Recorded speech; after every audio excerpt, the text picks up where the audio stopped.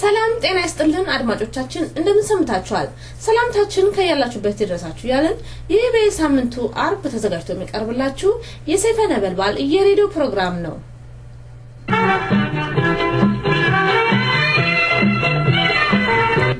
እነሆ ታዲያ ፕሮግራማችንን ለማድመጥ እንደምቻችሁ ከወዲሁ ጠቆም እናደርጋችኋለን ቀዳሚው ዜና ይሆናል ከዜና በመቀጠል የቃለ ምልልስ ውይይት አለን ፕሮፌሰር በየነ ጴጥሮስ አቶ በቀለ ዋዩ አቶ ገረሱ ቱፋን ይዘን እንቀርባለን በየፕሮግራማችን መሃል ሙዚቃዎች ይኖራሉ እስከ ፕሮግራማችን ፍጻሜ ድረስ አብራችሁን ቆዩ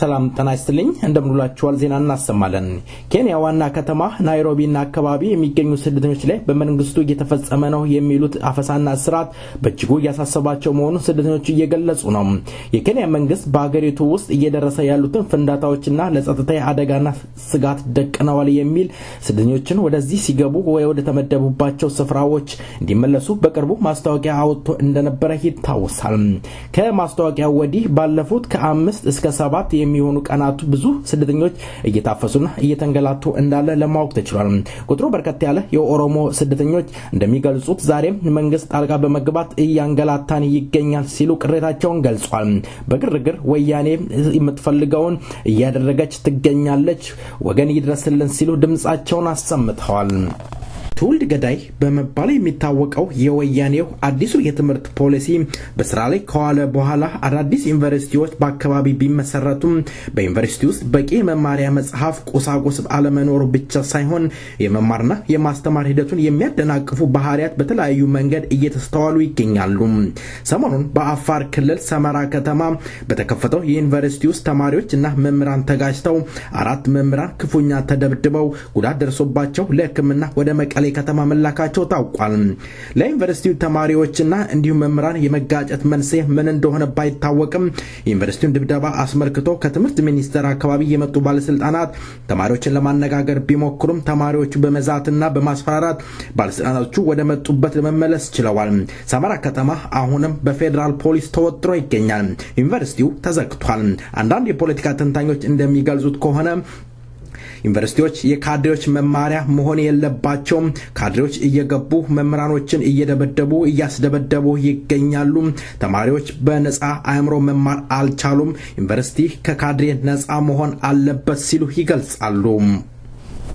የአዲስ አበባ የጉለሌ ክፍለ ከተማ ነዋሪዎች የመጠጥ ውሃ ቧንቧ ከመጸዳጃ ቤት ቧንቧ ጋር በመገናኘቱ ለህመም ተዳርገናል ሲሉ አማረሩም የውሃው ብክለት በአካባቢው ላይ ደርሷል የሚሉት የጉለሌ ክፍለ ከተማ ነዋሪዎች ከሁሉም በላይ ችግራችን መፍትሄ እንዲያገኝ አቤት ብንልም የሚሰማንና መፍትሄ የሚሰጣን አጣን በማለት ቁጣቸውን አሰምተዋል የአዲስ አበባ የጉለሌ ክፍለ ከተማ ነዋሪዎች በህመሙ እየተመተው የጉለሌ ክፍለ ከተማ አንዳንድ ነዋሪዎች በሆስፒታል እንዳሉ የጉለሌ ነዋሪዎች ለዝግጅት ክፍላችን ገልጸዋል የኦሮሚያ ልዩ ዞን በመባል የሚታወቀው የኦሮሚያ ክልል ወረዳዎች በአዲስ አበባ አስተዳደር ስር ለማስገባት ወያኔ ቢቋምጥም ኦፒዶ አደብ ግዛ ያለው ይገኛል ኦፒዶ ለሁለት ተከፍሏል የወያኔ ከፍተኛ ባለስልጣናት አክራሪ የተባለውን የኦፒዶ ቡድን በድብቅ አዳማ ገልማ አባገዳ ስብሰባ ያካሄዱ ይገኛሉ እነዚህ አክራሪ የተባሉት የኦፒዶ ቡድን ከዚህ ስብሰባ በኋላ መስማማታቸውን ካላረጋገጡ በኦነግ አባልነት ሊከሰሱ እንደሚችሉ ታማኝ ምንጮቻችን ይገልጻሉ የኦሮሚያ ዋና ዞን በመባል የሚታወቀው የኦሮሚያ ወረዳዎች በአዲስ አበባ አስተዳደር ስር ለማስገባት ቢታቀድም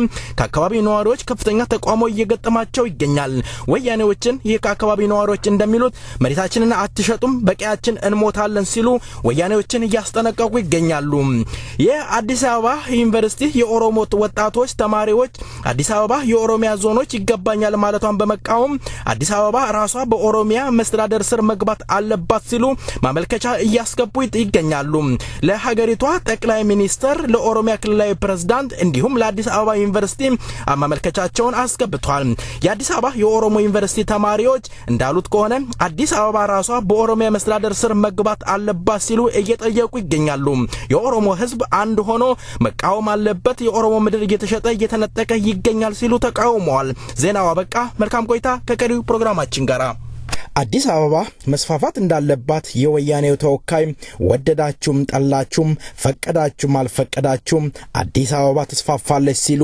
በድፍረት ደንፍተዋል። ባለቤቱን ካልናቁ አጥሩን አይነቀንቁም አይደለም የሚባለው።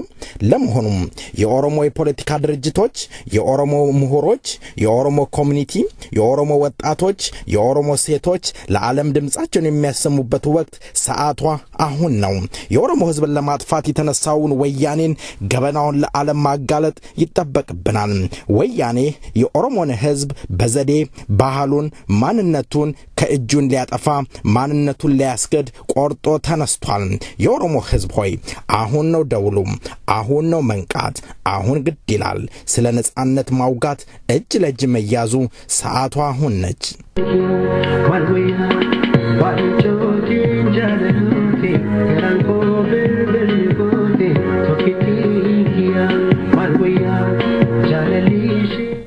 አድማጮቻችን እንግዲህ ወደ ውይይቱ ማዳረሻ ሙዚቃ እንጋብዛችኋለን። ዛሬ ፕሮፌሰር ክፍል 2 ፕሮግራም አላቸው። ምንድነው ውይይቱ? ፕሮፌሰር በየነ ጴጥሮስ ውይይት ባለፈው ሳምንት እንደ አድማጮች እንደሰሙት ሁለተኛው ፓርት እኛ የተነጋገርነው ምንድነው በኢትዮጵያ ውስጥ ያለው የፖለቲካ ሂደት ምን ይመስላል? መድረክ ለምን ተዳከመ? ብዙ ጊዜ የተቋሚዎች ከህዝብ በሚሰበሰበው ገንዘብ ኑሯችሁን እየኖራችሁ ትገኛላችሁ የሚል የተለያየ ጥያቄዎች ውይይት አድርገናል። እንግዲህ ቀሪውን ፕሮግራም ከአድማጮች ጋር አብረን እንከታተል ይሻላል። ይሄ ሙዚቃ እንግዲህ አየር ላይ ውላል።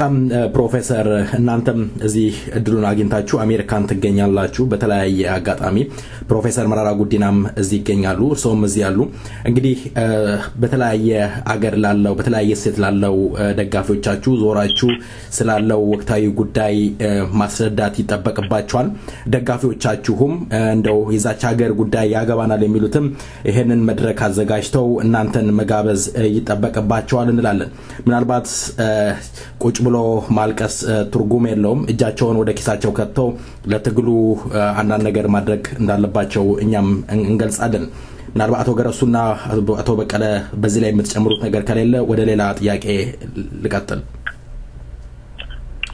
ትንሽ አስተያየት ጨምሯል እሺ አቶ ገረሱ ቀጥል ከዛም በቀለ ተቀጥል ፕሮፌሰር በየነ እንዳሉት በዛ ሀገር ውስጥ ያለው ተቃውሞ እንቅስቃሴ በሂደት እያደገ የመጣ ነው ማለት መጀመሪያ አካባቢ ኮሬክቲቭ የሆኑ የተበላሹ ነገሮችን ወደ ማስተካከል ከዛ በኋላ ግን ይሄ ስርዓቱ ስልጣን ላይ ቆየ ሰላም አይኖርም የሚለው ግንዛቤ በሂደት እየዳበረ የመጣ ነው በአንዴ አይደለም ያደገው አንደኛው እሱ ግንዛቤ ነገር ነው ይመስለኝ አሁን በተደረሰበት ሁኔታ ላይ አይ ቲንክ በሆነ መንገድ እንደዚህ ስልጣን በቀላሉ ይለቅ እንደማይችል በከፍተኛ ደረጃ ግንዛቤ ተወሰደበት ነው ይመስለኝ ሌላኛው እዛ ሀገር ውስጥ ችግር ነው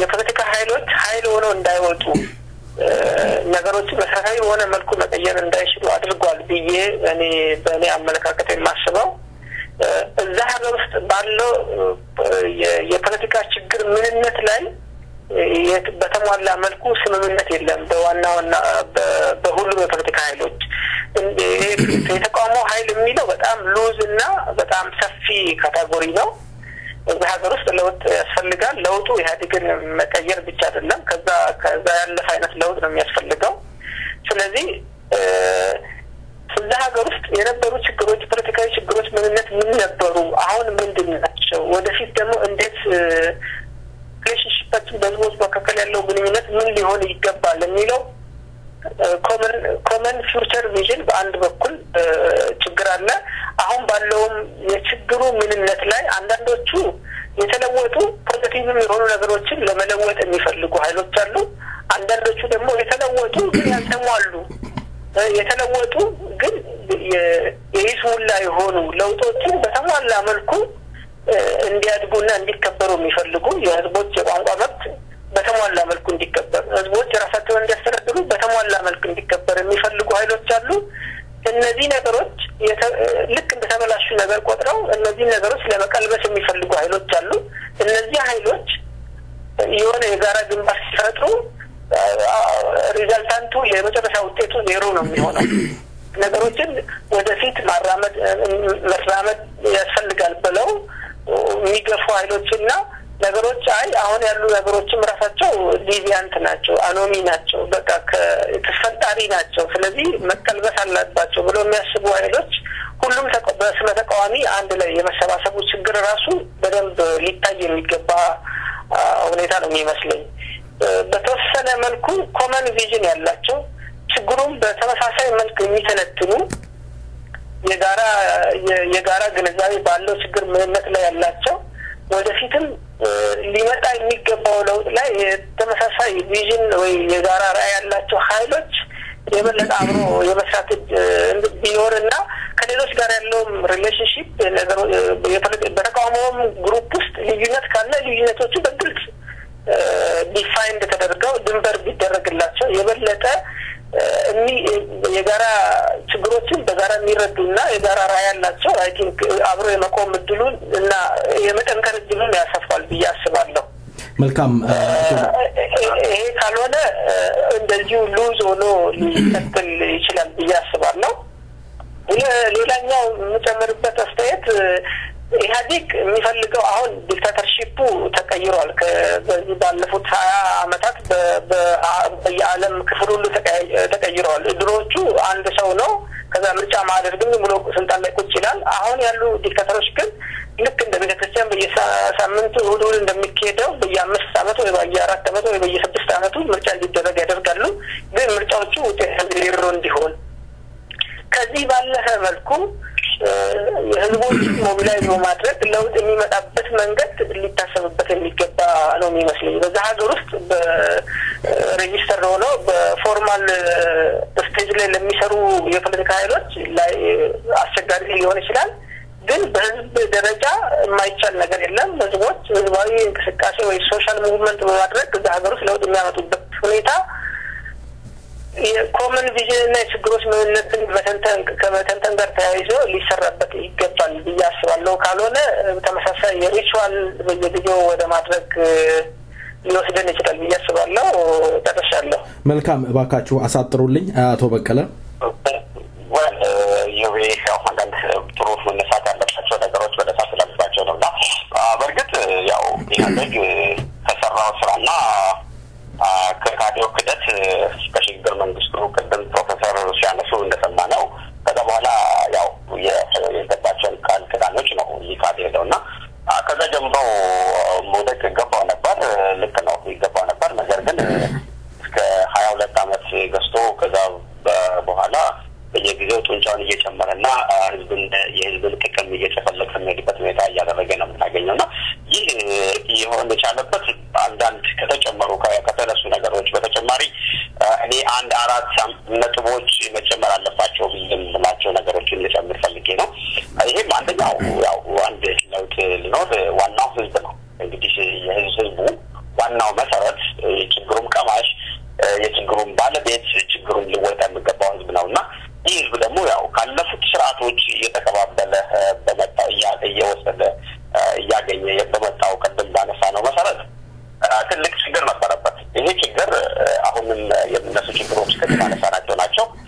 ፖለቲካ እንትኖችንም ያለማመን አላረግ ኢህአዴግ ጆሮ ላይ ህዝቡ ላይ ሄዶ እንደዚህ ብትሆን እንደዚህ ሊሆን ነው የሚለው ነገር የሚያዘንሰው ነገር አለ።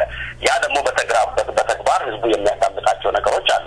ዛሬ ይሄንን አለ አይደል ያቺ ትንሽ ወጋገን ሊቀለብሱ የመከዋት አይነት ነገርና እቺ ትልቅ በፖለቲካ ፓርቲዎች መካከል የፈጠረቻቸው የእምነት ጋፕ በጣም በህዝቡ ውስጥ በተፉ በመሄዱ ትልቅ ሰክሰስፉል ለመሆን አልተቻለም ፖለቲካ ፓርቲዎች።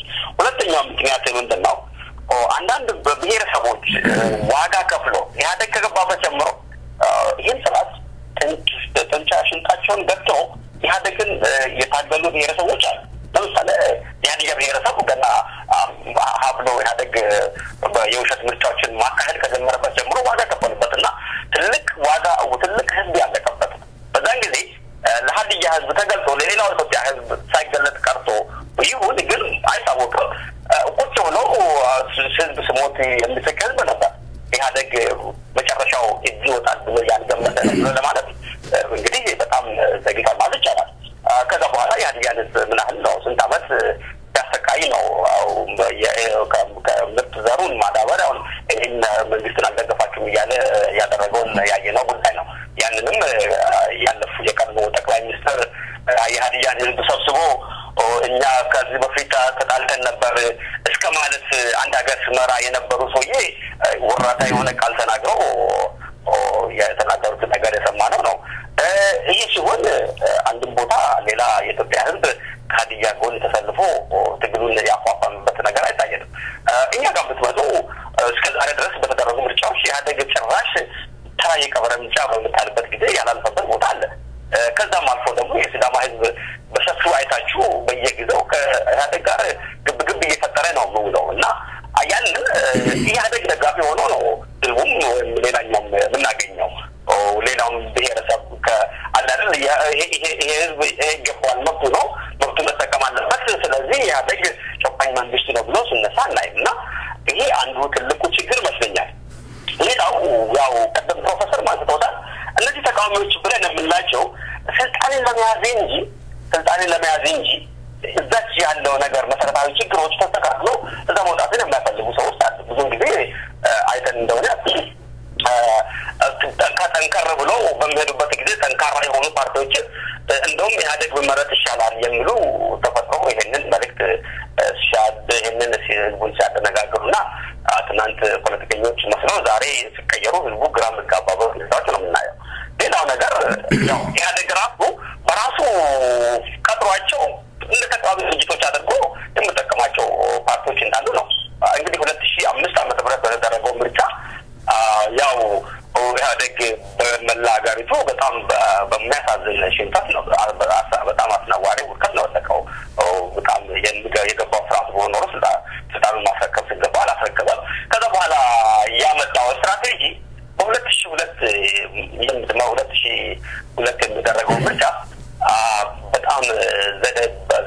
በሆነ መልኩ ድምጽ የህዝብ ድምጽ ይከበር እየተባለ የምርጫ ስነ ምግባር ዴቨሎፕ ሲያደርግ ቁጭ ብሎ ከተቃዋሚዎቹም ለአደግ በሚበጅ መልኩ ዲዛይን አድርጎ መጨረሻ ያሸነፉ ኃይሎችም ህዝባቸው ምርጫ ተብላቸው በምርጫ ያላሸነፉበት ሁኔታ ነው የምናየውና ይሄ በጣም አሳፋሪ ነገር ነው። እንግዲህ እነዚህ ነገሮች ከሆኑ ምንድነው መፍትሄው መሆን አለበት የሚለው ላይ አንዳንድ ሁለት ነገሮችን አንስቼ ማለት አለብን።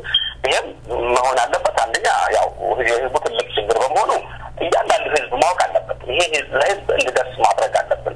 ቅድም ፕሮፌሰር እንዳሉት ህዝቡ ማወቅ ብቻ ሳይሆን ይሄ ከዚህ ስርዓት መላቀቅና የተሻለ ወደ ተሻለ ስልጣኔ ደረጃ ለመድረስ በራሱ መርጦ በራሱ የሚተዳደርበትን ለመድረስ ህዝቡ ራሱ ከበፊቱ የበለጠ መነሳት እንዳለበት ነው የሚገባኝ። ስለዚህ እያንዳንዱ ሀብታም የሚዳው ዛሬ እናውቃለን። ማንም ሀብታም የለም። እያንዳንዱ ብሔረሰብ ውስጥ ብንሄድ ዛሬ የዘለበና ሀብታም መስለው ወያነ በቀል ሀብታሞች የዛች ሀገር ህዝብ ያቺ መሬት የምንላትን የህዝብን ሀብት የነገር ትውልድ ሀብት ሽጦ ነው ሀብታም የሆኑት። ነጋዴ ብትሉ ማናቸውም ብትሉ የፖለቲካ እንትኖች ብትሉ በዛች የሆነ ስለዚህ ለዚህ ጠቃሚውና ነገ አብሮት የሚኖረው ህዝብ በመሆኑ ይህን ሀብቱ ለህዝብ ነፃነት እሱ ብቻ ዛሬ ተነስቶ መሄዱ ምንድነው አማራ የሚለው አንድ ተረት አለ።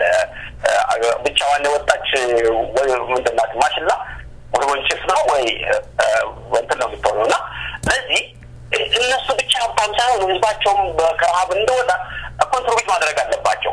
ይሄ ዲያስፖራ ተብዬውም ዛሬ ከወያኔ ጋር ተደራድሮ የህዝብን መሬት የራሱን ያባትን መሬት ወያኔ ከእንትን አምጥቶ ሰጠው። ያንን ለህዝቡ ለፖለቲካው ያ ህዝብ እንዲለወጥ ትልቅ መዋጮ ትልቅ ቴክኒካል ድጋፍ ማድረግ እንዳለበት ነው የሚሰማኝ። ሁለተኛው ደግሞ የፖለቲካ ሰዎች የፖለቲካ አካላቶችም ለህዝባቸው የፖለቲካውን ጉዳይ የችግሩን ጉዳይ በእርግጥ በጣም በሀገር ቤት አውቃለሁ በጣም አስቸጋሪና መድረሱ በጣም ትልቅ ችግር ትልቅ ዋጋ የሚጠይቅ ቢሆንም ቁልጭ አድርጎ ለህዝቡ የማሳየትና ህዝቡም ደግሞ አልደረሰም ያልገምትም ከምንጠብቀውም በላይ ሄዷል። በተረፈው አቅጣጫ ማውጣት ፖሊሲዎችን ማውጣት የመንግስትን ሸረኝነት በግልጽ በቅርበት እዛው ማድረስና የተለያዩ ሚዲያዎችን በመጠቀም እንደዚህ ማድረግ ነው። ሌሎች ሚዲያ ሰዎችም እንደዚሁ ሚዲያዎችም ያሉን ኢትዮጵያ እንግዲህ ኢትዮጵያ አማርኛ ቋንቋ ተናጋሪዎች ዘረኝነት በጣም እንትን ብሏል። በጣም አስቸጋሪ የሆነበት ሁኔታ ነው ያለ ነው። በቪኦኤ ብትሉ በጀርመን ብትሄድ በማናቸውም ብትሄድ በጣም ጠባብነት እንትን ያለበት ሁኔታ ነው ያለውና ያን ሰፋ ባለ መልኩ ለህዝብ የሚደርስበት ለህዝብ ጆሮ ማሳወቅ የህዝብን ችግር መንግስት ደግሞ ቀይሮ እዛ ባለው ሚዲያዎች ሲያስተባብል እነሱ ደግሞ ያጋልጡበትና የመንግስትን ችግር የሚያጋልጡበት መድረኮች እንዲፈጠሩ ይሄ ነው እንግዲህ መልዕክት እናስተላልፈው። መልካም አቶ ገረሱ ምናልባት ሰፋ ያለ ጊዜ ወሰድኩ መነሳት ያለባቸው ነገሮች መነሳት ስላለበት መልካም አቶ ገረሱ በ3 ደቂቃ ውስጥ እንድታጠቃልልኝ ፈልጋለሁ። በአዲስ አበባ አካባቢ ያሉ ገበሬዎች ለሊዝ እየተባለ እንዲፈናቀሉ እየተደረገ ይገኛል። መንግስት ለ30 አመት ለ40 አመት መሬቱን በሊዝ ሊሸጣው ነው። ይሄንን አይነት ድርጊት የኦሮሞ ህዝብ ምን ማድረግ አለበት? እንዴትስ መከላከል አለበት ትላለ? I think እኛም በ3 ደቂቃ ውስጥ ማጠቃለል እንደምንችል አላውቅም። ግን ይሄኛው አይ ቲንክ አደገኛው አሁን በኦሮሞ ህዝብ ላይ የተቃጣ አንደኛው አደጋ ነው የሚመስለኝ። በአዲስ አበባ ወደ 36 ከተሞች ውስጥ እና ወደ 18 ወረዳዎችን በግሬተር አዲስ አበባ ብሎ አጠቃሎ 1.1 ሚሊዮን የሚሆን ህዝብ አፈናቅለው የተለያዩ ነገሮችን ሴትልመንቶችን ለማድረግ ጥረት እያደረጉ ያሉበት ሁኔታና ለዛ ማስተር ፕላን በተደበቀው እየተወያዩበት እንዳለ አንዳንድ ነገሮች እየተሰሙ ናቸው። አይ ቲንክ በቅርብ ጊዜ ዝርዝር ነገሩ ይወጣል ብዬ አስባለሁ። ይሄ ነገር ደግሞ ለዚህ የሚፈናቀሉ ሰዎች ምንም በካሳ መልክ የሚሰጣቸው ነገር የለም። የሚሰጣቸው ነገርም አይደለም ለዘመናት ለወራትም አይኖርም። እነዚህ ሰዎች ይኖሩበት ለነበረው መሬት ሌላ የመኖሪያ ሚንስ የላቸውም። በዚህ መሬት ላይ ነው ዲፔንድ ሆነው አርሰው ሲኖሩ የነበሩት። እዚህ ከተሞች ከዚህ በኋላ ደግሞ የሚመጣው ነገር ምን ሊሆን እንደሚችል ራሱ እነሱም ሌላውም ሰው እርግጠኛ ያልሆነበት ሁኔታ ነው ያለው።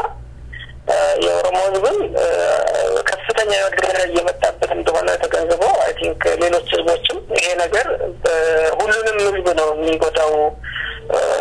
ስልጣኑን የያዘው አካል ስልጣኑን ተጠቅሞ በሀገር ውስጥ የማይነቃነቅ ኢኮኖሚና ሌሎችን እያደረዩ የራሳቸውን የኢኮኖሚ ለመገንባትና ህዝቦችን ከመሬታቸው አፈናቅለው ለሌሎች እየሰጡ ሌሎች ደጋፊዎችን እያፈሩ ሌላውን ደግሞ ልክ እንደ ዲስፖንሰብል ቀርጥቅር የሚጣለቃ እየጣሉ ነው ያሉበት ሁኔታ ነው ያለው።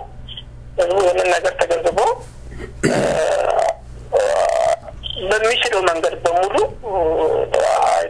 እንቅስቃሴ ማድረግና ይህንን ነገር ለመቀልበስ ጥረት ማድረግ ያለበት ሁኔታ ያለ ነው የሚመስለኝ። ዝርዝሩ ሰፊ ነው።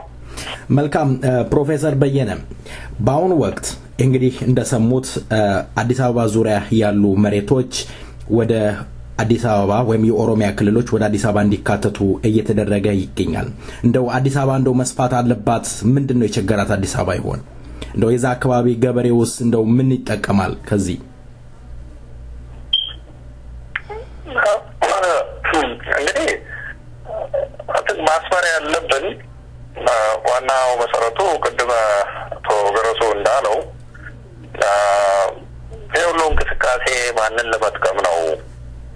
ፍትሃዊነትና እንደውም ከዚያም አልፎ የኢኮኖሚክስ ህግጋትንስ የጠበቀ ነው ወይ የሚሰሩት ስራ የሚለው ነው በጥልቀት መመርመር ያለብን እና ይሄ እኔ ደጋግሜ እንደምለው እንደ ኢህአዴግ እንደ ፓርቲ ወገኖቼ ናቸው አባሎቼ ናቸው የምላቸውን የጠቀመ ስርዓት እኔ አላውቅም። ኢህአዴግ የኔ ወገን ነው የኔ አባል ነው ያገለግለኛል ያለውን እኮ በአንድ ሳምንት ውስጥ ባልሞላ ጊዜ ሚሊዮነር ያደርጋል። የዚህ ሚሊዮነር የማድረጊያው መሰረቱ ደግሞ መሬት ነው። ቅድም አቶ በቀለም ብሎታል፣ መሬት ነው። አዲስ አበባ ውስጥ ይህንን ፎቅ የሚሰሩ ሐዋሳ ሄዶ ይህንን ሁሉ ስንት ነገሮች የሚያደርጉ ሌላም ማዕከል የት ነው መነሻው የገንዘባቸው ምንጭ በሚባልበት ጊዜ ይህንን በነፃ የሚያገኘውን የህዝቡን መሬት ሀገራችን እንግዲህ ከፍተኛው ንብረቷ ሀብቷ መሬት ነው ብለናል። ማዕድን ዘይት ምን አይደለም መሬቷና ህዝቧ ነው።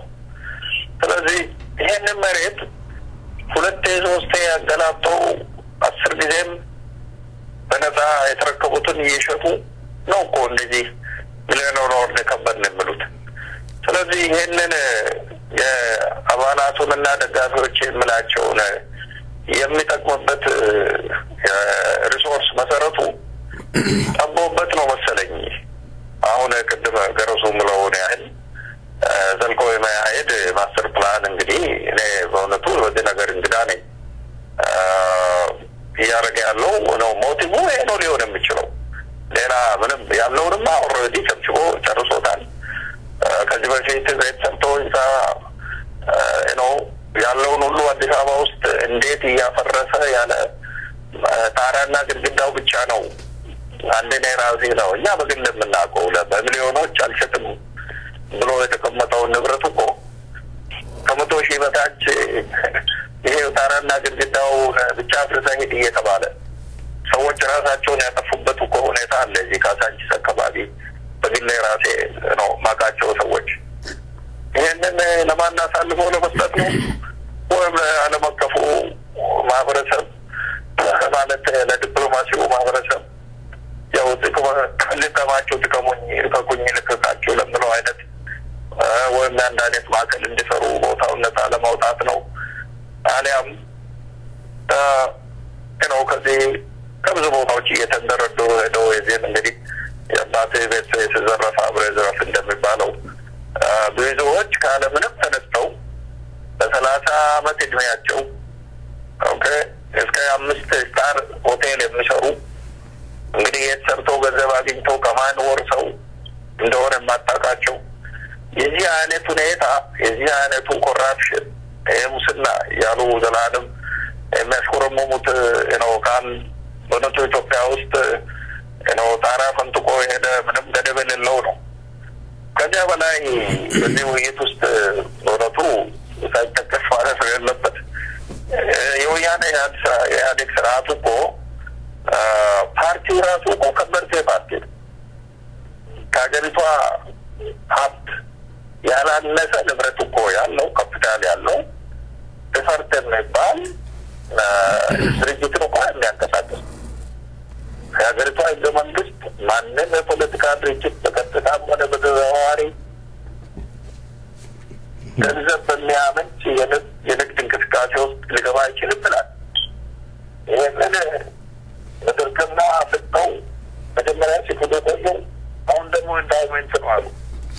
ስለዚህ የእነዚህ ጥቅሞች የሚከበሩት እንግዲህ ይህንን የሀገሪቱን ከፍተኛ ሀብት የሆነውን መሬትን በስፋት መጨብጨብና እንደፈለጉ ማደን የሚችሉበት ጊዜ ስለሆነ ይህንን ማስፋፋታቸው እኔን አይገርመኝም።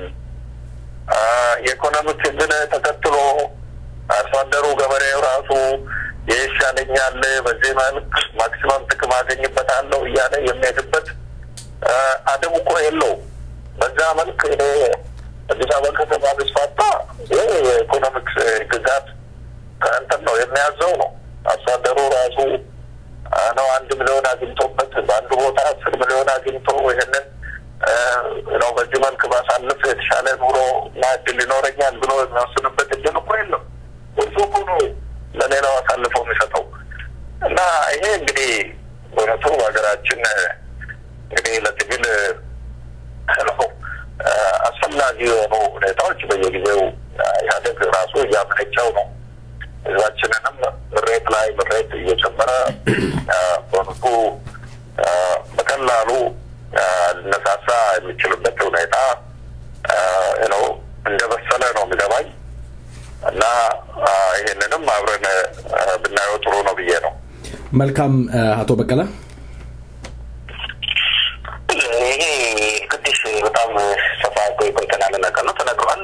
እኔ ሌላ ምንም ቀደም ለማንሳት ሞክሬያለሁ። እንግዲህ ብዙዎች ፕሮፌሰር አንስቶታል። ደግሞ ያው መሬቱን ለመጠቀም ሲባል ነው አዲስ አበባ ያለችበት ደረጃ ያውቃልን መንግስት ያለበት ሁኔታ ውስጥ ያለውን ራሱን ለዚሁ መልሶ የማልማት የሚል ስትራቴጂ ነው።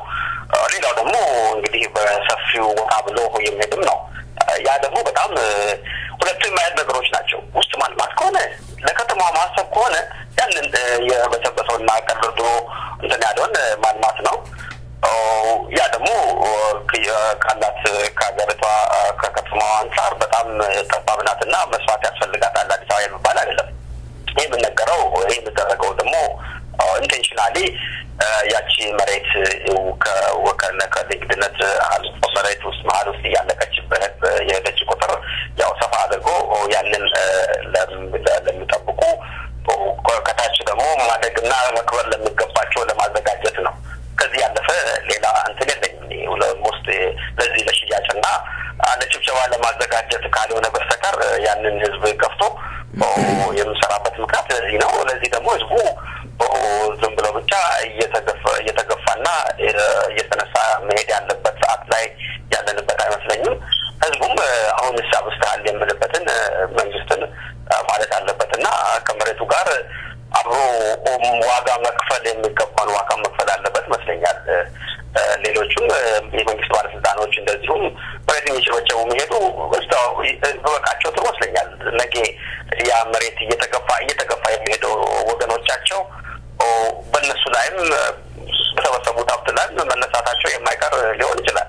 ስለዚህ ትልቅ ትኩረት በህዝቡም በመንግስትም ሆነ እነሱን እያባስራቸውን እያባባሱ የሚሄዱ ከህዝብም ያልሆኑ ከህዝብ የወጡት ሰዎች ጋር መሆን አላፍት ያለ ይመስለኛልና ዋናው ይሄ ነው። እንግዲህ ሌላ የምጨምረው ነገር የለኝም። መልካም ጥያቄዎችን እያጠናቀቁ ይገኛለሁ። ፕሮፌሰር በየነ ዛሬ በኢትዮጵያ ውስጥ መብራት በፈረቃ ነው፣ ውሃ በፈረቃ ነው፣ ኢኮኖሚው ግን አድጓል ይባላል። በወያኔዎች የኢትዮጵያ ኢኮኖሚ 11% እንደውም ከዛ በላይ እንዳደገ ይነገራል። ኢህአዴግ ደግሞ ንጹህ ውሃ ህዝብ እንዲጠጣ እየሰራው እገኛለሁ ይበል እንጂ ችግሩ እየተባባሰ እንደመጣ ዜጎች ይገልጻሉ። በሌላ በኩል መቀሌ መብራት 24 ሰዓት ትጠቀማለች፣ ውሃ እንደ ልብ ነው። ለምሳሌ ጤፍ መቀሌ ውስጥ 1100 ብር ነው። አዲስ አበባ 1600 ብር ይሸጣል። ለገበያ ግብይቱ እንደው የትኛው ይቀርባል? ኢህአዴግ እንደው እየሰራ ያለው ሁሉንም ሪቨርስ ለማድረግ ይሆን? እንደው መድረክ ይሄንን እንዴት ይመለከተዋል ፕሮፌሰር?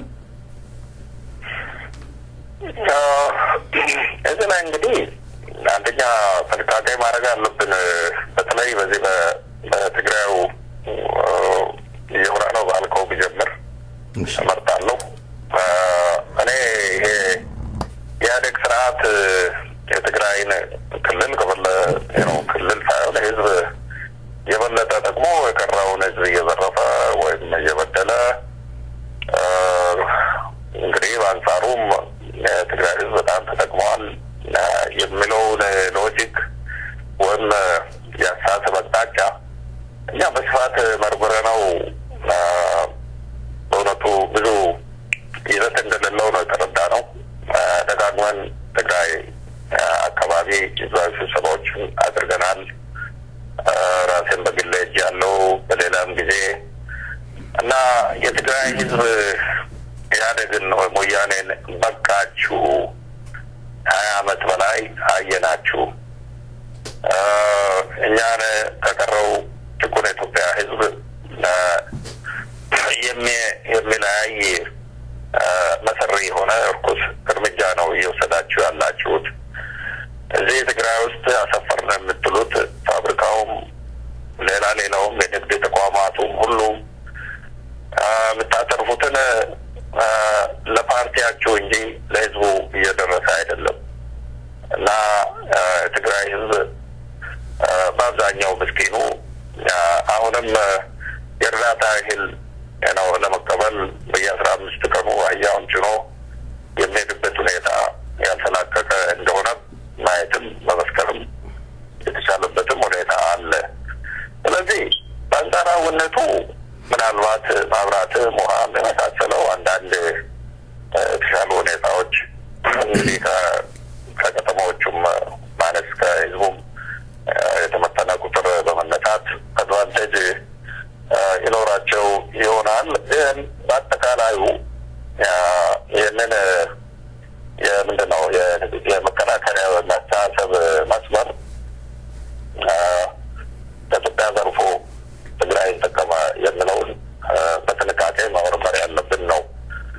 ይህን ካልኩ በኋላ አዲስ አበባ ውስጥ እንግዲህ በቅርቡ ጊዜ አዲስ አበባን የምታውቁ ካላችሁ ይሄ አፍርሶ መገንባት የሚለው ነገር በእውነቱ ብዙ እቅድ የወጣለት መልክ የሚሰራ ሳይሆን ሁሉንም ነገር አንድ ጊዜ አፍርሶ አንድ ጊዜ እሰራለሁ ብሎ ከአቅም በላይ የህዝብን የዕለት ዕለት እንቅስቃሴና ኑሮን ታሳቢ ያላረገ ፌዝ አውት በሚያደርግ አንዱን ሰርቶ አጠናቆ ወደ የተሻገሩ የመሄድ ስልት ሳይሆን እንደው እብድ የገባበት ቤት ነው የመሰለ ሁኔታ ነው የምናየው። ስለዚህ ይሄ እንግዲህ ብዙ ችግሮችን ለነዋሪው ፈጥሯል። ድሮ በ15 ደቂቃ የምንሄድበትን መንገድ ከአንድ ሰዓት በላይ መኪና መንዳት የተገደደበት ወቅቶች ውስጥ ሁሉ ነው እየኖርን ያለ ነው እና ሌላው የኢኮኖሚው በሁለት አሃዝ አድጓል። አፍሪካ ታዳጊ አምስት ሀገሮች ባለን ዓለም አቀፍ ደረጃም ከፍተኛ እድገት ከሚያድጉ የሚባለው ሁሉ እንግዲህ በስታቲስቲክስ ቁጥሮች ጨዋታ ሁሉ ጊዜ ይቻላል። ነገር ግን እኛ እንደ መድረክ ይዘነው ያለ ነው የህዝብን ህይወት ያልቀየረ እድገት አይባልም። መለኪያችን የህዝቡን ህይወት የህዝብን ዕለቱን ኑሮ የቀየረ ነው ወይ የለወጠ ነው ወይ በምንልበት ጊዜ በአዲስ አበባ ከተማም ሆነ በገጠር የህዝቡ የኑሮ ሁኔታ የኑሮ ውድነቱ ጣሪያ ነክቶ ነው ያለው። ህዝቡ መኖር አልቻለም። በመሰረታዊ ነው ጉዳይ እንትኖች የምንላቸው ነው ቤዚክ ኒድስ የሚባሉት ሽሮ ራሱ ኪሎ ነው በ30 ብር ወይም 20 ብር በላይ በሆነበት ዘመን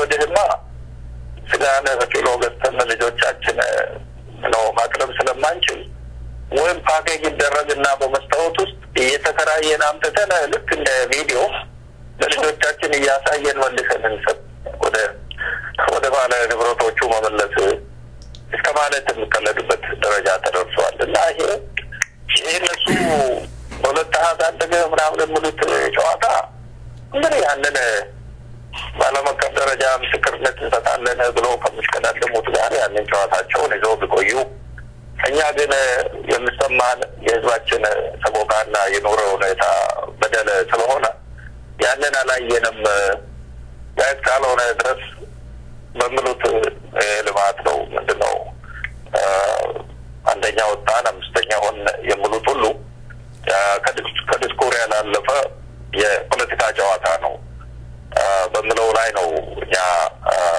ተገድበን ያለነውና አሁንም የህዝባችን የኑሮ ዋስትና ሊያገኝ ይገባል የምለው ትግላችን ሳናታክት በየጊዜው የምናነሳውና የምንታገልበት ነው።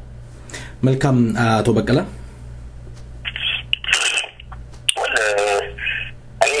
ሌላው እንግዲህ ስለ ሪሶርሱ ስለ ሀብት ክፍፍሉና ወደ አንድ ክልል ወደ ሌላው የሚደረገው ነገር በግልጽ ከፕሮፌሰር የበለጠ ብዙ ማውቀው ነገር የለም። እዛ ብዙንም በመታቀብ ላወራ እችላለሁ። ነገር ግን ሪሶርስን በተመለከተ ሞር ያው ብሔረሰብ ተኮር ባይሆንም ከየብሔረሰቡ ያደግ በጣም የሚፈልጋቸውና ለራሱ ፖለቲካ መቆያ ሊሆኑ ይችላሉ የሚላቸውን ከሌሎቹም ከባንዳዎች ከነሱም እንደዚሁ ጥቅማቸውን የሚያስከብርበት ሁኔታ ነው አለ። በዚህ ብዙ ስለ ዛሰፍች የሚሄድበት ምክንያት አለ መሰለኝ። ሌላው ያው ኢኮኖሚክ ማለት ኢኮኖሚው እንትኑ እዚህ ደርሷል የምለው ቁጥር በተመለከተ ያ ይሄ መንግስት ጭራሽ ማፊያነቱ አለ አይደል እንትኑን አሃዞችን በጣም ወንጀል እንደሆነ የማያውቅ መንግስት ነው። ያው ስፈልግ የህዝቡንም ቁጥር አንዱን ሲያሻቅብ አንዱን ሲያወርድ እናለን። የህዝብን አንድን ትውልድ አንድ ኢትዮጵያ ውስጥ የተፈጠሩ ዜጎችን እንደማጥፋት ነው የሚቆጠረው ከሚገደው ሌላና ቁጥሮችን ስታስካል እንትኑ ያው ፌር እንዳልሆነ የምናውቀው መንግስት ነው። ይሄንን ኢህአዴግና ኢህአዴግ ደጋፊዎች ብቻ ከእሱ ከውጭም ሆነ ከውስጥ ያስቀመጧቸው ቃጭል የመቱ ሰዎች የእሱ ጋሻ ጃግሬዎች ያሉት ነገር ነው። ያጠብ ያለና ለህዝቡ ወሮሮ ደርሶ የህዝቡን ችግር የቀነሰበት ሁኔታ ከጊዜ ወደ ጊዜ እያየን አይደለም። ያው ስንት ዓመት ሆነ ፖለቲካችን እዚህ በተከታታይ ለ10 ዓመት ይሄን አይነት አስመዘገብን ይናል መሪ እንደዚህ ተገኝቶልን የሚባል ነገር ነው። ነገር ግን ያ ህዝብም ራሱ ተከታትሎ አይደለም ያወቀና የገባው ህዝቡም ራሱ ዞር ብሎ ወደሚያይበትና የምታዘበት ደረጃ እየደረሰ ያለበት ሁኔታ ነው አለና ይሄ በጣም አስነዋሪ ይመስለኛል። ስለዚህ የህዝቡን እንትን አልጠቀምም። ሌላው ያው እንግዲህ አሁን ማውቃት ሌሎች ነገሮች እየጠፉ ቢያስቸግሩበት ነው ያለዛ ህዝብ ቢያስብ ከወርግጥ መንግስት የሚያቀርባቸው ምክንያቶች ሊኖሩ ይችላሉ። ነገሮች እነሱን እንግዲህ በምን አይነት መልኩ አስቀድሞ አንድ መንግስት ኃላፊነት አለበት። አንድ አገልግሎት በሚያደርግበት ጊዜ ሌላ አገልግሎት ሲያደርግ አይደለም። ስለዚህ ደግሞ ህዝቡ መብቱ ምን አይነት እንደሆነ ማወቅ አለበት እና በፈለገ ሰዓት የሚያጠፋበት ፋብሪካዎች እንትን የሚሉበት ሁኔታዎች ነው። እኔ በሀገር ውስጥ ባለበትም ጊዜ ተገዶ ሰዎች ጄኔሬተር የሚገዙበት ሁኔታ እንዳናቃል ማብራት ሆን ተብሎም የሚጠፋበት ሁኔታዎች ነበሩ እንደምባል እርግጥ ብዙ እንትን ባይለምና በዚህ ጊዜ እንግዲህ ያው ነዳጅ ምን አይነት ውድ እንደሆነ ታውቃለህ። በሀገር ደረጃ ጄኔሬተርም ገዝቶ ያቺ የሀገሪቷ ሀብት አደገች የተባለችው ምን አይነት እንደምትጎዳ ምን አይነት ጄኔሬተሩም እንደምቀንስ እናውቃለን። ግን ያለውን ሀብት መጠቀም ያለመቻሉ ላይ ብልሽቶች ብቻ ናቸው ማለት መንግስት በጣም ለህዝብ ተራሽ ዋጋ የሰጠና ደንታ ቢስ መሆኑን ነው የሚያሳየው።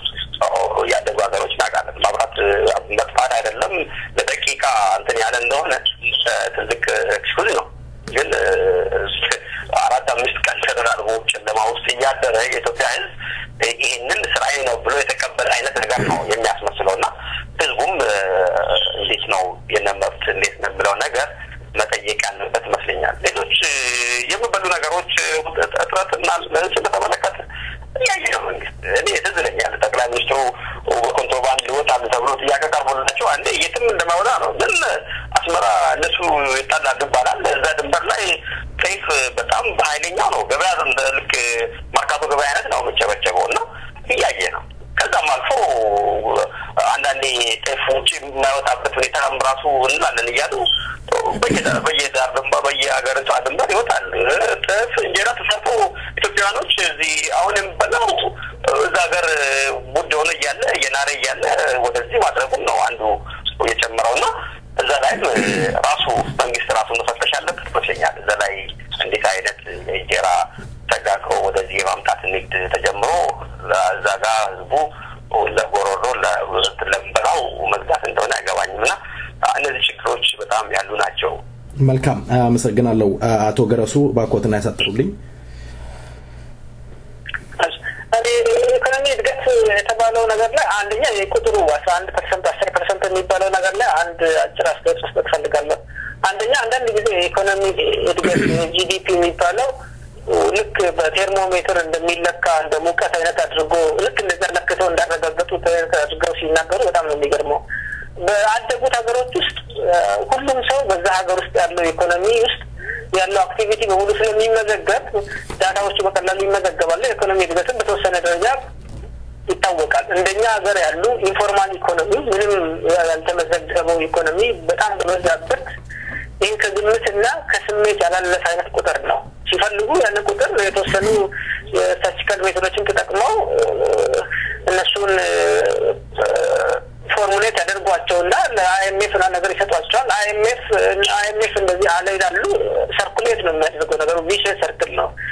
አይኤምኤፍ መንግስት እንደዚህ ብሎናል ይላል፣ መንግስት ደግሞ አይኤምኤፍም አረጋግጦልናል ይላል። ሜቶዶቹን ሊጠቀሙ ይችላሉ። ግን ይሄ በጣም ፌክ የሆነ ነገር ነው። በዛ ሀገር ውስጥ የተወሰነ ኢኮኖሚ እድገት ሊኖር ይችላል። አዎ ሊኖር ይችላል። ምክንያቱም ህዝብ ቁጥሩ እያደገ ነው። ህዝብ ቁጥር ባደገ ቁጥር በዛ ሀገር ውስጥ ያለው ኢኮኖሚ እያደገ ይሄዳል። በዛ ሀገር ውስጥ ከሚገኙ የኢኮኖሚ ጥቅም ውስጥ ማን እየተጠቀመ ነው? በጣም ውስን የሆኑ ከገዢው ቡድን ጋር የተያያዙ ሰዎች ብቻ የሚጠቀሙበት ራሳቸው 2012 ላይ የራሳቸው የሀገር ውስጥ ገቢ ኃላፊ ናቸው። እዚህ ሀገር ውስጥ 70% ታክስ የሚያዋጡት 962 ታክስ ከፋዮች ናቸው ብሎ የተናገሩት ይህን ነው። 70% የኢኮኖሚ እንቅስቃሴ የሚቆጣጠሩት እነዛ 962 ነጋዴዎች ናቸው ማለት ነው። አሜሪካ 1% የሚባለው እነዚህ ደግሞ ከ1000 ያነሱ አይነት ሰዎች ናቸው። ይሄ ነገር ዌብሳይት ላይ አለ፣ ልታነቡ ትችላላችሁ። ራሳቸው በአንድ ወርክሾፕ ላይ የተናገሩት ነው። ስለዚህ እድገት የሚባለው የተወሰነ የተለወጡ ነገሮች አሉ፣ ሊኖሩ ይችላሉ። እነዛን ግን እያተረፈ ያለው በጣም ውስን ገና የሆነ በመንግስትና በገዢው ግሩፕ ጋር ተያይዞ እሱ ላይ ተጠግቶ ያንን ነገር ሳክ እያደረገ የሚኖር ነው እንጂ ለህዝቡ እያተረፈ አይደለም። ህዝቡ እንደ ሁሉም ተናጋሪዎች እንዳሉት በችግር ውስጥ ነው ያለው እና ሚስ ነገር ነው፣ ተረት ነገር ነው። ይሄ 10% ወላን ይባላል ለኔ። መልካም አቶ ገረሱ እንዳሉት ያለው ችግሮች እንዳለ ይታወቃል። እስኪ እርሱ አሁን ደግሜ አቶ ገረሱ ነው የምጠይቀው። አቶ ከድር ሙክታር የኦፒዶ ሊቀመንበር ወይም የኦሮሚያ ክልል ፕሬዝዳንት በማለት ተመርጠዋል። አቶ ከድር ሙክታር እንደው ኦፒዶ ሲመርጣቸው የኦሮሞ ህዝብ ከዚህ ምን ይማር ይሆን? ምን ይጠብቃል? ኦፒዶዎች መካከል ያለው ልዩነት እየሰፋ ሄዶ እንደው ከቲፒኤልኤፍ ጋራ ያለው ግንኙነት ይጠነክር ይሆን ወይስ የባሰ ጥንካሬ አድርገው ከኦፒዶ ከህዋት ጋራ የመለያየት ነገር ይኖር ይሆን? ወደፊት ምን ሊሆን እንደሚችል ተንበይ ይከብዳል። አሁን ባለው ሁኔታ ግን እንደ ላለፉት 20 አመታት እንዳየነው ቪዲዮ አንደኛው የቲፒኤልኤፍ መሳሪያ ሆኖ ዛገር ውስጥ ያገለግል የነበረበት ሁኔታ ነው ያለው። አሁንም ከዛ የተለየ በከፍተኛ ደረጃ የተለየ ሊሆን ይችላል ብሎ መገመት ይከብዳል። ግን ኦፒዲዮ በፊት ከነበሩት በተወሰነ ደረጃ የተለወጡ ነገሮች አሉ። አዳዲስ አባሎች ተመልምለዋል። እነዛ ሁሉም እዛ ውስጥ ያሉ ሰዎች ኢንስትሩመንት ናቸው ማለት አይቻልም። እነዛ ኢንስትሩመንት ያልሆኑ ጀኒውን ለህዝብ ጥቅም የሚያስቡ ሰዎች ግን ድምጽ አላቸው ወይ ብለን ከጠየቅን እስካሁን ድምጽ የላቸው በሂደት ድምጽ ሊኖራቸው ይችላል እንደው ይሄንን አቶ ገረሱ ያነሳሁት ምናልባት እንደው ካለፉት እንደው እንደ አቶ ጁነዲ ያሉ አይነቶች ጋራ እንደው ሊመሳሰል ይችል ይሆን እንደው የኦሮሞ ህዝብን ጥቅም አሳልፎ ይሰጣል እንደው ከዚህ ምንን ያመለክታል አቶ ከድር ሙክታር ኦፒዶ መምረጡ ምንን ያመለክታል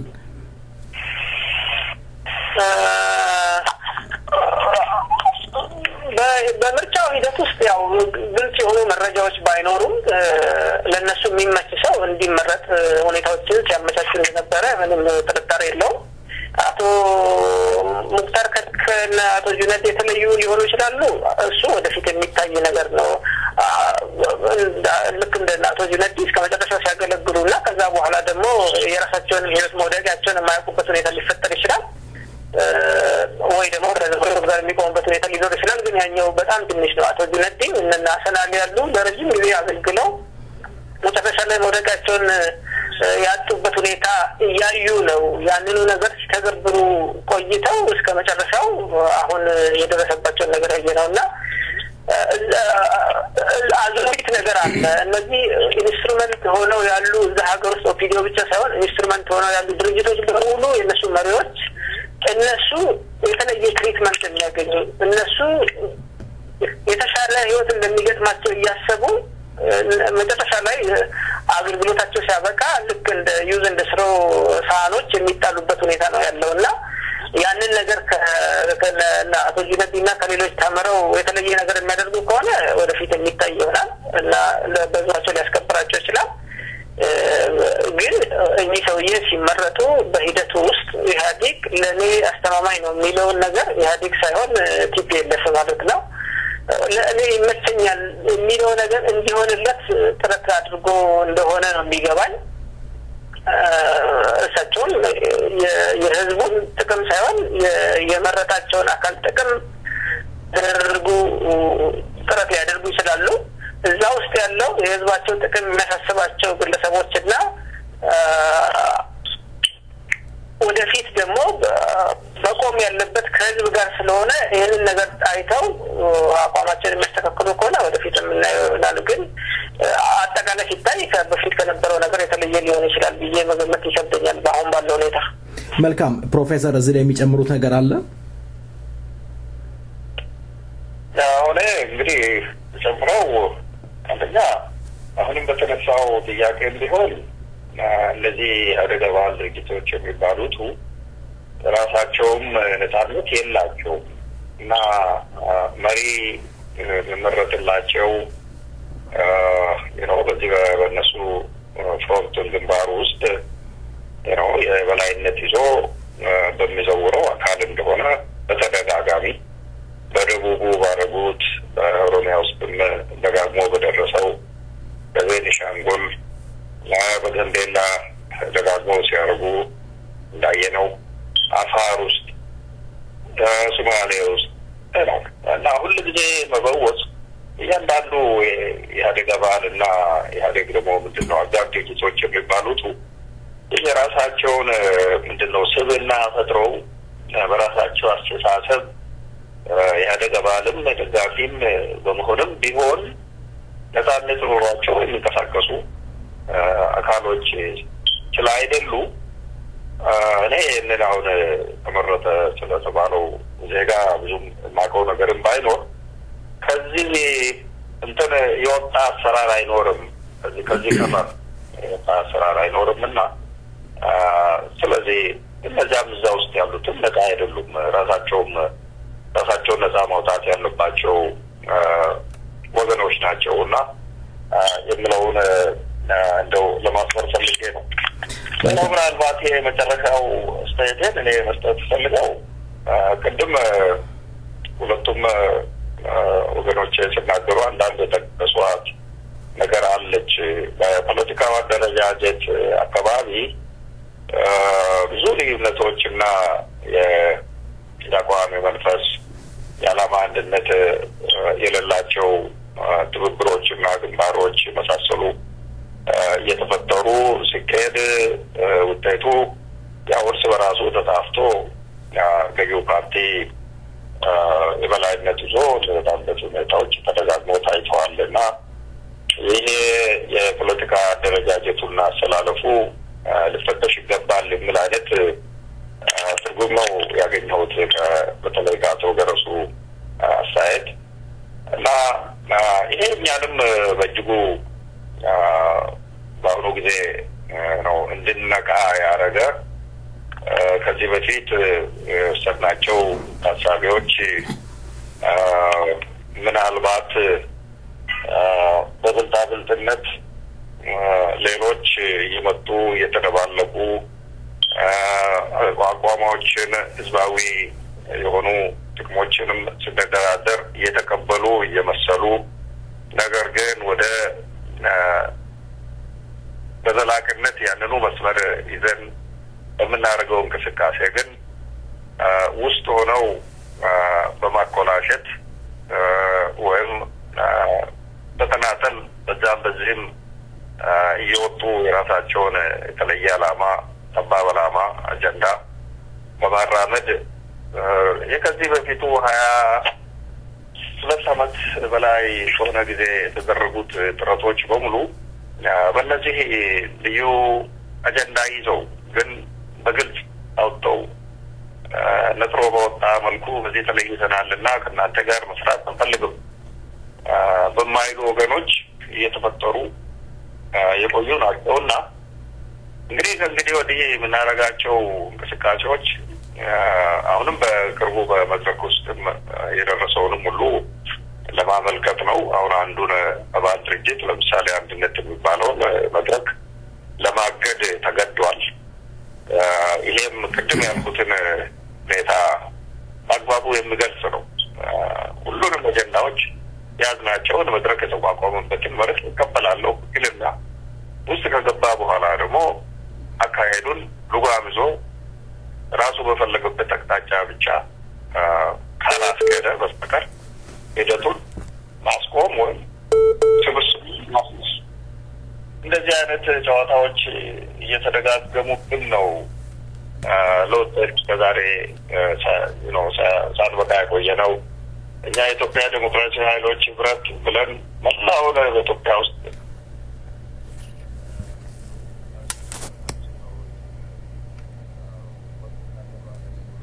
ተባብረን ያቋቋምነውን ያንን ለማፍረስ የተደረገው እንቅስቃሴ ነው።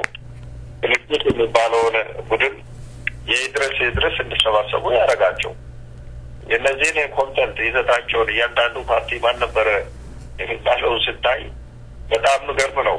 በእውነቱ የኢትዮጵያ ህዝብ በዛ ስብስብ እጅ ወድቆ አመራር ያገኝ ነበር ወይ? እነዚህ ለዓለም የዘለቁ ጥያቄዎችስ መፍትሄ የሚሰጥ ቡድን ነበር ወይ ነው ብለን ውስጡን በቅርበት የምናውቀው ናይ በእውነቱ በእጅግ አደገኛ የሆነ ሁኔታ ውስጥ ተገርቷ ከጊዜ ወደ ጊዜ እንደምታልፍ ተቃዋሚ ድርጅቶች ማለት ብቻም በራሱ እንደው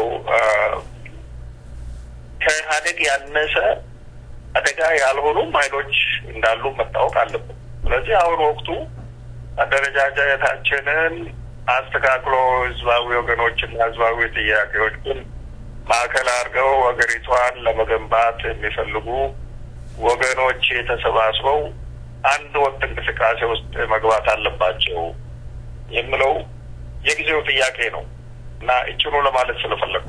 መልካም አቶ በቀለ ይቀጥሉ። ወላሂ ከዚህ በላይ የሚጨምረው ነገር የለም። ያለው ስርዓቱ በራሱ የሚበጅና በራሱ ሼፕ አድርጎ በራሱ ወርዶ ቀርጾ ነው የሚያስተካክላቸው እና ከዚህ ፊት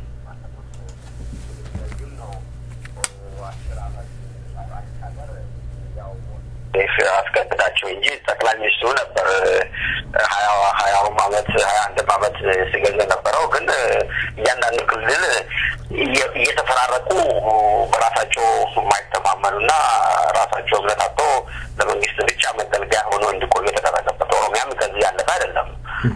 አሁን የተቀየረው መጥቶ ለኦሮሞ ህዝብ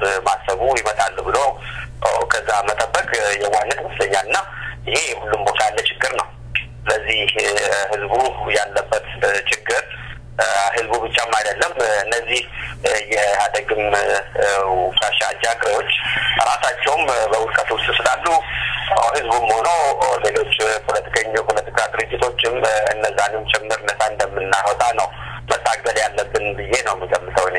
መልካም ፕሮፌሰር በየነ መጪው ምርጫ እንደው ካለፉት ምርጫዎች ምን ልዩ ያደርገዋል? እንደው እናንተስ እንዴት በተለመደው መንገድ መቀጠል ነው የምትቀጥሉት ወይስ እንደው የተዘጋጀ ነገር አለ? ምን ያህል ተዘጋጅታችኋል? ካልተዘጋጃችሁ እንደው ህዝብ ምን ይረዳችሁ ከሆነ በዚሁ እንደው መልእክቶትን እንዲያስተላልፉ ነው ፕሮፌሰር። ያ ካለፈው ሀገር አቀፍ ምርጫ ወዲህ ማለት በ2010 በፈረንጁ ብቻ ደግሞ 2002 በምንለው ያደግ 99.6 አሸነፍኩ ካለበት ነው በህዝብና በሀገር ሀብት እንዲሁ በቀለደበት ምርጫ ወዲህ ጀምረን ስናደርግ የነበረው የምርጫውን ምህዳር መደራደር አለብን። ይሄ በነጻነት ተወዳድሮ በህዝብ መንግስቱ ነው በተፈቀደው መሰረት ለማሸነፍም ለመሸነፍም በአግባቡ በህጋዊነት ታውቀው የተመዘገቡ ፓርቲዎች ተደራድረው ህዝባቸውን እመራለን ባሉበት አጀንዳ አስተባብረው ለመንቀሳቀስ ይሄ የተቀመጠው ማዕቀብ ምክንያቱም ባለፈው ምርጫ 100% ማዕቀብ አካሂደው ነው ምርጫ አካሄድ ነው ያሉት። ዘረፋ ነው ብሎ ነው መድረክ ያለፈው ምርጫ አይደለም በኢህአዴግ ዘረፋ ነው። ባለፉት ጠቅላይ ሚኒስትር ግንባር ቀደምነት የተመራ አገሪቷ ውስጥ በሙሉ እሳቸው አድዋ ላይ ወዳደራለሁ ማለታቸው እየታወቀ የቅስቀሳ ምንድነው ማስታወቂያቸው ግን ከስም ነው። ይህንን ሌሎች ፓርቲዎች መሪዎች አድርገው ቢሆን ኖሮ ህገወጥ ነው ብለው እንደሚከሱ እርግጠኛ ነኝ። ስለዚህ ያለፈውን ምርጫ ባለፉት ጠቅላይ ሚኒስትር ስብዕናና አመራር ሙሉ በሙሉ የተካሄደና የቀረው ዝም ብሎ እንዲሁ መናጆ የሆነበት ሁኔታ ነው የነበረው። ለማንኛውም እንደራደር የምርጫውን ስነ ስርዓት ስነ ምግባር ምክንያቱም በፈረንጆቹ 2005 እና 1997 በኢትዮጵያ ቁጥጥር ምርጫ ውስጥ ከተወዳደርንበት ወደ ኋላ የመለሰን ይሄ ሞዴል የመለሰን የደርግ ስርዓት ወደ ነበረበት የዲሞክራሲያዊ ተሳትፎና የነጻነትን ጉዳይ ወደ ኋላ የመለሰ ምርጫ ነው። 22 ዓመት የመለሰ እንትን ነው ብለን ነው ገመገምነው። ምንድነው በመድረኩ ጠቅላላ ጉባኤ የደረሰበት ተነገምገማ ይሄ ነው። ከዚህ ውስጥ ለመውጣት ኢህአዴግን ቁጭ ብለን እንደራደር የኔን የምርጫውን መድረክ ለሁሉም ተደራሽ የሚሆንበትን የሀገሪቱ ህግ የሚከበርበትን ሁኔታ እንደራደር ብለን በዚህ ላይ ተፋጠን ያለ ነው ከኢህአዴግ ጋር እና ይሄ እንግዲህ አንደኛ ከዛ በፊትም ወደ ምርጫ ስንገባ ተደራድረን ነው የገባነው። የ97ቱን ምርጫ ሪቨርስ አድርጎታል። አሁን ምን በማድረግ ይሄ ጸረ ሽብርተኛ የምለው ፖለቲካ ፓርቲዎችን ለማጥቃት የወጣ ነው።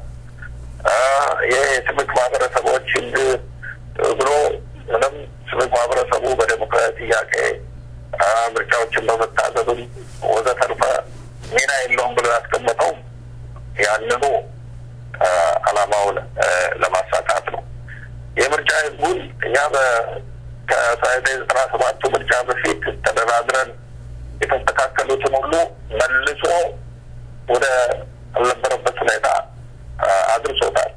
ስለዚህ በአሁኑ ጊዜ አንድ እጩ እንኳን የመንግስት ሰራተኛን እጩ ሆኖ እንዲቀርብ ማድረግ ራሱ የማይቻልበት ስራውን ለቆ ነው መወዳደር የሚችለው ማለት በራሱ ጊዜ ነው የሚል አይነት ነው አሁን መልሶ ያስቀምጡት። ስለዚህ ይሄ ሁሉ መቀየር አለበት። ይሄ ሁሉ ካልተቀየረ ቁጭ ብለን ካልተስማማን ካልተግባባን ኢህአዴግ ብቻህን ትሮጣለህ እኛ ላንወዳደር እንችላለን የሚል አቋም ይዘን ለዚህ አቋማችን ኢህአዴግን ወደ ድርድሩ መድረክ ለማምጣት አስፈላጊውን ህዝባዊ ግፊት፣ ዲፕሎማሲያዊ ጫና እና የመሳሰለውን ሁሉ ለማሳረፍ እየታገልን ነው ያለነው በአሁኑ ጊዜ።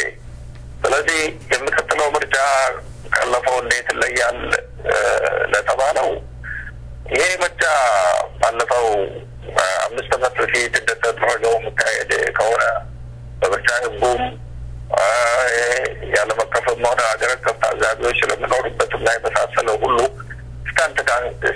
እስካልተስተካከለ ድረስ እንደው ነው ሽንፈቱን አውቆ እያወቅንም ብለን እንደው ህዝባችንም ችግር ውስጥ ይዘን እንደመግባት ነው እንቆጥረው። ምንም እንኳን በአሁኑ ጊዜ የመጨረሻ ውሳኔ ላይም ባይደርስ መድረክ ያስተሳሰቡ አቅጣጫ ይሄው ነው እና ህዝባችን ተንቀሳቅሶ ግፊት ነው ለነጻና ፍትሃዊ ምርጫ የሚል እንቅስቃሴ ነው ከምን ጊዜ በላይ መጣጣፍ አለበት። ኢህአዴግ ከተቃዋሚ ድርጅቶች ጋር ይደራደር የሚለው ድምፅ በዓለም አቀፍ ደረጃ በሙሉ ነው መሰማት አለበት። አሁን የአሜሪካን ሀገር ዋናው አጋርና ነው ለነሱ ነው ክርስትና አባቱ ሆነው ያለው ማዕከል ውስጥም ቁጭ ብለን ብዙም የዚህ አይነት ድምፅ ሲሰማ እናይ እና ስለዚህ ምን አይነት ተዘጋጅታችኋል የሚባለው በፖለቲካው ረገድ በዚህ የሚወሰን ነው። እየታገልን ነው ሁኔታውን ለማስቀየር።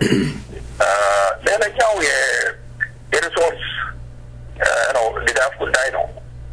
ኢትዮጵያን በማያህል ትልቅ ህዝብ እና ሀገር ውስጥ ሀገር አቀፍ ምርጫ ማካሄድ ማለት ዋዛ ተግባር አይደለም። ብዙ ሪሶርስ የሚጠይቅ ነው። ከዚህ በፊት ያለፍንበትን እናውቃለን። አሁን ያለንበት ሁኔታ ባለፈው በ1917 ዓመተ ምህረት 2005 በገባንበት ጊዜ ድጋፍ ማሰባሰብ ከምንችልበት በወረደበት ጊዜ ነው ያለነው።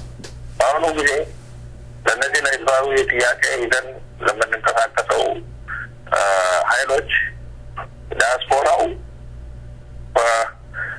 እንደው በስቲኔ በለው እንዳይሰበሰብ በር ዘግቶ የተቀመጠበት ወቅት ነው ያለ ነው። ይሄ እንግዲህ ድምፅ የሚያሰማው ማለት ነው። ድሮ በየቤቱ የተቀመጠውንማ ምን ማድረግ ይቻላል? የኢትዮጵያ ፖለቲካ ያገባናል መቀየር አለበት የምለው በአሁኑ ጊዜ በእውነቱ ነው እስከ ዘረኝነት በሚጠጋበት ሁኔታ ገደብ ፈጥሮ ይህንን ሪሶርሱን የሚሰጠው ለተወሰኑ ኃይሎች ብቻ ናቸው።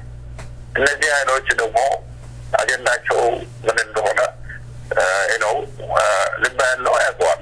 ፖለቲካውን የሀገሪቱን የሚከታተል ምን አጀንዳ ይዞ ነው እንቀሳቀሱት የምለው። ስለዚህ ምን አይነት ተዘጋጅታችኋል የሚባለው በእኛ ብቻ መመለስ አይደለም።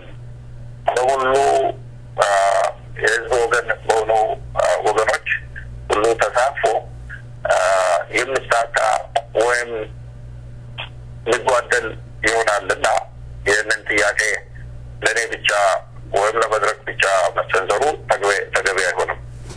መልካም እውነቶትን ነው። እንግዲህ ሁሉም ደጋፊም ሆነ የዛች ሀገር ጉዳይ ይመለከተናል የሚል ርብራቤ ወይም መረባረብ እንዳለበት ይገባናል። ሶስታችሁንም ከልብ አመሰግናለሁ። በሁለት ደቂቃ ውስጥ የመጨረሻ አስተያየታችሁን እንድሰጡ እጋብዛለሁ። አቶ ገረሱ ስለምርጫው አጭር አስተያየት ለመስጠት ፈልጋለሁ። ማለት ያው እኔ እንደምገምተው ማለት ከ2005 የተለየ ሊሆን ይችላል፣ እንደሱ የተለቀቀ ላይሆን ይችላል፣ እንደ 2010 ሙሉ በሙሉ የተዘጋ ላይሆን ይችላል። በተወሰነ በመሀል ላይ የተወሰኑ ለውጦችን አድርገው ይህንኑ ሪቹዋል ልክ ሰው በየሳምንቱ ቤተክርስቲያን እንደሚሄደው ነገሮች እንዲደጋገሙ የማድረጉንና ምርጫ አድርገናል፣ የተወሰኑ መሻሻሎች አሉ፣ የተወሰኑ ተቃዋሚዎች ገብተዋል የሚል አይነት ነገር አይነት እንድምታ እንዲኖረውና እነዚህ ዶናር የሚባሉ ሀገሮችም የተወሰነ መሻሻሎች አሉ፣ እየተሻሻለ ነው የሚሄደው የሚል አስተያየት እንዲሰጡ እያወቁም ቢሆን ለማድረግ ጥረት የሚያደርጉ ነው የሚመስለኝና መሰረታዊ የሆነ ለውጥ የምትለኝም መሰረታዊ ለውጥ ሊያመጡ የሚችሉ ነገሮች ግን አሉ። አንደኛ ከፍተኛ ኢኮኖሚ ቀውስ በሀገር ውስጥ አለ። ከፍተኛ የመብት ጥሰት በሀገር ውስጥ አለ። አንሰርቴኒቲ አለ። ስለዚህ ይሄ በዛ ሀገር ውስጥ ያለው ለለውጥ የመነሳሳት ለሶሻል ሙቭመንት የመነሳሳት እንትኑ ከፍተኛ ነው።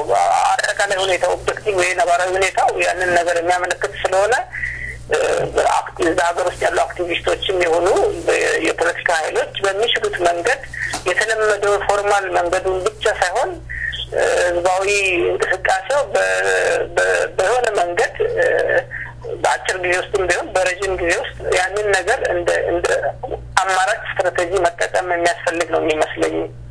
እንደዛ ካልሆነ አሁን ባለው ሁኔታ በጣም ውስን ለውጦች ብቻ ናቸው ሊመጡ የሚችሉት። በዛው ያመጡ እንደሚመች ብዙ ነገሮች ተፈጥረዋል። የሚደረጉ ፖሊሲዎች ሁሉ የህዝብ የኢኮኖሚ ጥቅም የህዝብ የኑሮ ዋስትና ጥያቄ ውስጥ የሚያስገቡ ሁኔታዎች እየተፈጠሩ ባሉበት ሁኔታ ውስጥ አይ ቲንክ ህዝቦች ተንቀሳቅሰው የህዝብ መብታቸው ተሻለ የሚያስከብሩበት ሁኔታ ሊፈጠር ስለሚችል እዛ ሀገር ውስጥ ያሉ አክቲቪስቶች ያንን ነገር እንደ ኦልተርኔቲቭ ስትራቴጂ ለመጠቀም ጥረት ማድረግ ያስባለሁ። አመሰግናለሁ። አቶ በቀለ ዮቤ ያወተግናለሁ። አስተያየት አንዱ ምናልባት ስለ ምርጫው ነገር ያው ኢትዮጵያ ህዝብ የመጨመር ካለፉት ስርዓቶች ተምሮና ከደረሰበት ተነስቶ ምን ማድረግ ይችላል የሚለው ነገር ትንሽ ሰፋ ያለ ነገር ቢሄድ ደስ ይለኝ ነበር፣ እጠብቅም ነበር። ከዛ ደግሞ ያው እንግዲህ ያው ፓርቲዎች ብቻ ማድረግ እንደማይችሉና ምርጫው ደግሞ ያው ከፓርቲዎችም ጋር ሆኖ ህዝቡ ምርጫው ሲወሰድበት ማንን እንደመረጠ እያወቀ የምታፈንበት ሁኔታዎች እንደደረሱ እናውቃለን። ብዙዎቹ ባለፈው በቀበሌ ምርጫ በወረዳዎች ያልተሳተፉበት ሁኔታዎች ነው የምታዩት። ስለዚህ እዛ ላይ ህዝቡ ምን ይሆናል ምርጫዬ እንደዚህ ነው ከሆነ የሚለው ነገር ትልቅ ህዝቡም መነሳት አለበት ይመስለኛል። ህዝቡን ደግሞ ማነሳሳትም የዚሁ የፓርቲዎቹ ጥምረትና የፓርቲዎቹ አብሮ መስማማት ያስፈልጋል።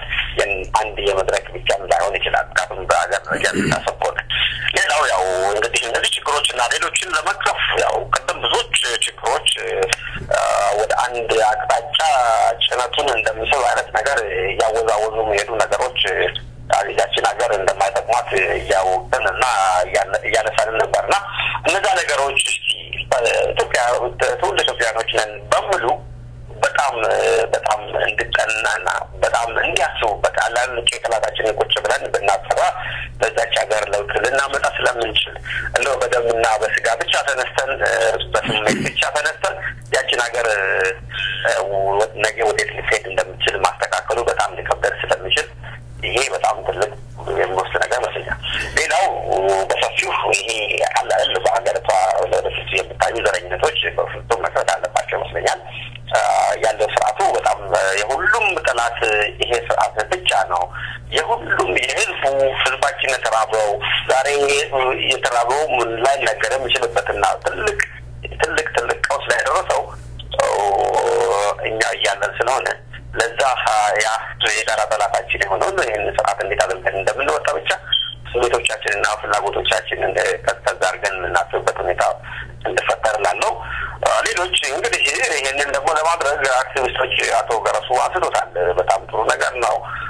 ያው በእርግጥ ወደ አንድ እና ወደ ተለያዩ ወደ የፍላጎታቸው ያበሩ አክቲቪስቶች እንዳሉን እናውቃለን። በእርግጠኝነት እኔ አሁን ትናንት ጋር በቅርቡ ሀገራችን ትልቅ መድረክ ስብሰባ አድርጓል በሐዋሳ ከተማ። ያንን አንድም ሚዲያዎች ተነስቶ እንትን ባሉበት ደርሰናል ማለት ትልቅ በሀገሪቷ ውስጥ ኢምፓርሻሊቲ በጣም እየሰፋ እየሄደ ስለሆነ ሚዲያ ሰዎች ሲጀመር እንደዚህ አይነት ቦታ ወጥተው ራሳቸውን ሌላ ቦታ ቢያስቀምጡ ኢትዮጵያ ሁሉም ኢትዮጵያ አድርጎ ቢያስቀምጡ መልካም ነገር መስለኛል። ይሄ ነው መልእክቴ እንግዲህ እና ታደረግን በጣም ወሰጅናለሁ። ህዝቡ ይሄንን ተከታትሎ ደግሞ ያው የራሱን ሀሳብና የራሱን አፈርት የምንጠቀምበት እንዲሆን ጥረት ፍላጎቴ ነው።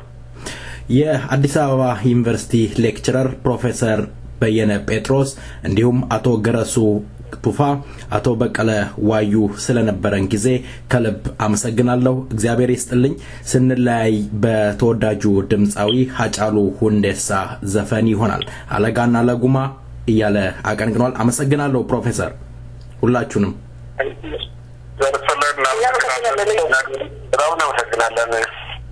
ደርሰለኝ Malaya nami tukuma dabu namara abisu Alaya nalayuma maltu alaya nuru fajadai Alaga nalaguma maltu alaga adam firajadai Oporta orminama Batu yo abano fi batate malay Roro or maradufte Roro dina radufte Maltu namado O abado watamale malo Biya orma Adakun naman ibu Galun naman ibay Biya ofi Yagati sa garbo Adun naman argu jaran Bobira ayasa wilenko saya no bori icamsa sinuf no birra camsa sinuf no birra kinuf no kalo nutti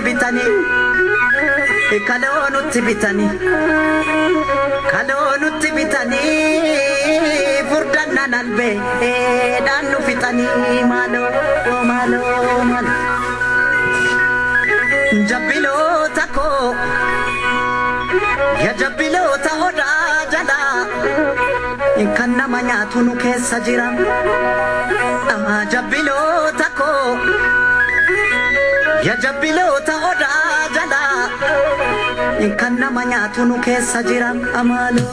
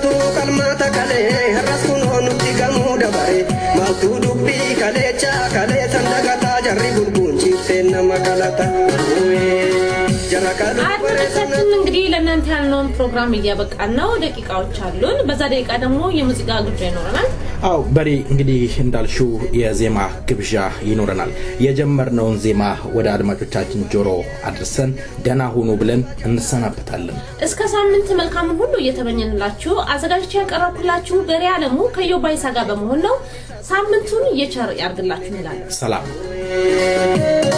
Namagurracha jaje enyu adi agate gafaturrachu maable dangate akajalam batu so banka kate sanas jalivna lamme fada dufte itachirtite kale chanu kalte narrasable sangarate oye sanas jalivna lamme fada dufte itachirtite kale chanu kalte narrasable sangarate oye ala shumura sena tujira ala gafisa mafanam bisa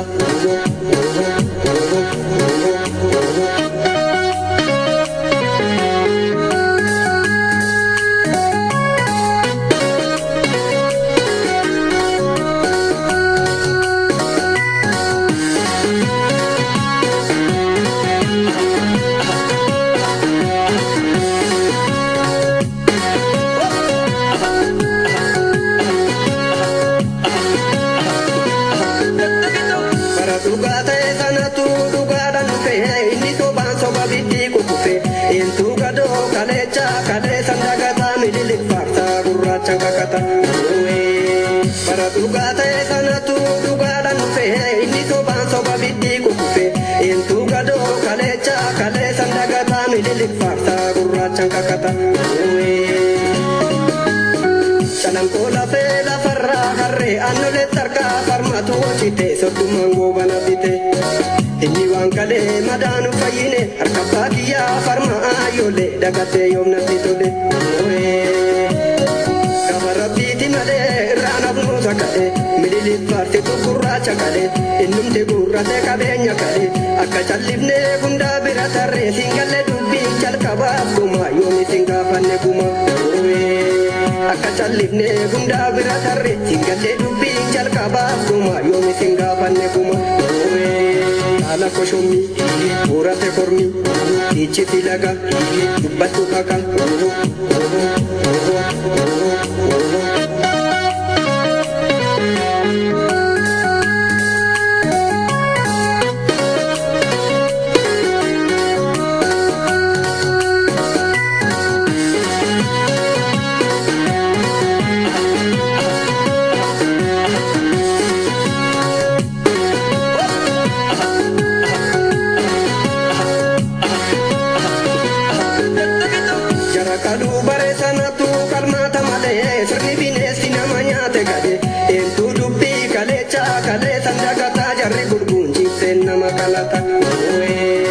Jarakalu bare sanatu kalmata kale sirni binesi nama nyaatu kale entu dubbi kale cha kale sandagata jarri bulbun chiften nama kalata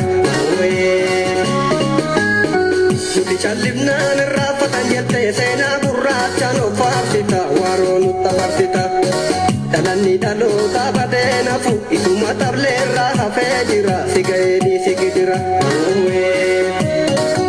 Kale kakacha amma sable karacha chalan kote nyumur makenya kale sotara ko kamne nunyate kale numa tujira nanjirun ta ubenyu kurracha la fana e chipse murma durre numa tujira nanjirun ta ubenyu kurracha la fana e chipse murma durre dena dubata deka tubata gaddi sakura dekanne mura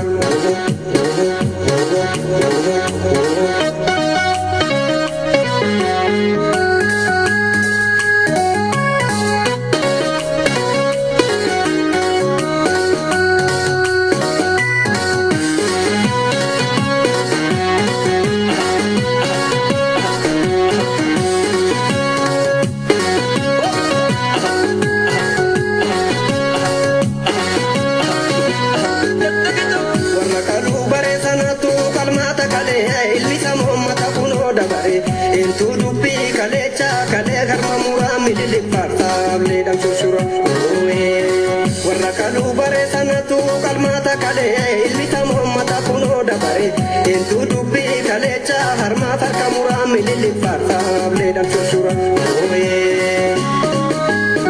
luna chalang ko chali ture sana entu soddo me sodda kale dagatun ta ukan kale Itawang kale kuno sitanima sina soba Allah kame miti ita duga jeruchiti